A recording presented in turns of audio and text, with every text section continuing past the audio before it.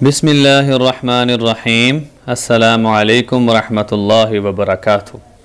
عزیزان محترم، آج ہم بات کریں گے کہ صدقہ فطر یعنی فطرانہ کب دینا چاہیے اور صدقہ فطر کس پر واجب ہے۔ اس سے اگلی بات کریں گے کہ فطرانہ فرض کیوں ہے۔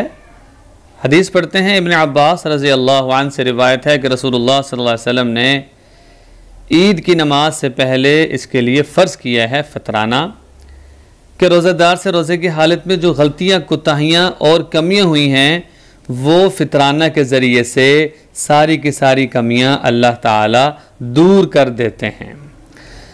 اس کی فرضیت کی بات کریں، صدقہ فطر کی فرضیت کے حوالے سے ابن عباس رضی اللہ عنہ کی روایت ہے، فرمایا کہ رسول اللہ صلی اللہ علیہ وسلم نے صدقہ فطر کو فرض قرار دیا ہے، روزہ دار کو پاک کرنے کے لیے اور مسکین کی خوراک کے لیے، تاکہ غریب لوگوں کی بھی عید میں خوشی ہو جائے اور یہ ان کی خوشی کا ذریعہ بنے۔ ایک اور حدیث ابن عمر رضی اللہ عنہ سے روایت ہے کہ رسول اللہ صلی اللہ علیہ وسلم نے صدقہ فطر ہر چھوٹے بڑے آزاد اور غلام کی جانب سے نکالنے کا حکم دیا ہے، جن کے تم کفیل ہو، جن کے بھی کفیل ہو ان کی طرف سے صدقہ فطر ادا کرنا ہے۔ ایک اور روایت میں ابن عمر رضی اللہ عنہ اپنے زیر کفالت چھوٹے بڑے غلام جتنے بھی ہوتے تھے، بیوی، بچے، غلام، ان سب کی طرف سے صدقہ فطر ادا کیا کرتے تھے۔ لہٰذا صدقہ فطر کس پر ہے؟ رسول اللہ صلی اللہ علیہ وسلم نے فرمایا کہ غلام، آزاد، مرد، عورت، چھوٹے بڑے سب پر صدقہ فطر واجب ہے۔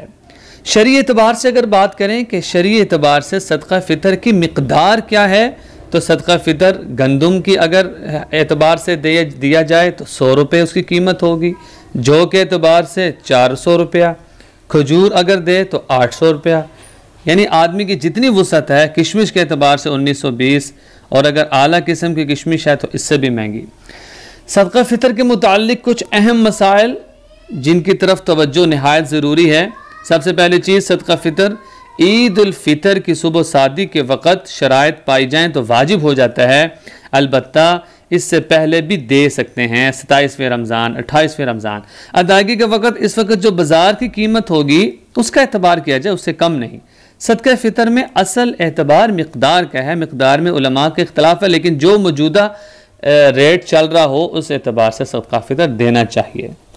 صدقہ فطر ابن عباس رضی اللہ سے روایت ہے کہ رسول اللہ صلی اللہ علیہ وسلم نے صدقہ فطر روزے دار کو بےہودگی، فحش باتوں سے پاک کرنے کے لیے نیز محتاجوں کے کھانے کا انتظام کرنے کے لیے فرض کیا ہے۔ جس نے عید کی نماز سے پہلے ادا کر دیا اس کا صدقہ فطر ادا ہو گیا، اور جس نے عید کی نماز کے بعد ادا کیا اس کا صدقہ فطر ادا نہیں ہوگا۔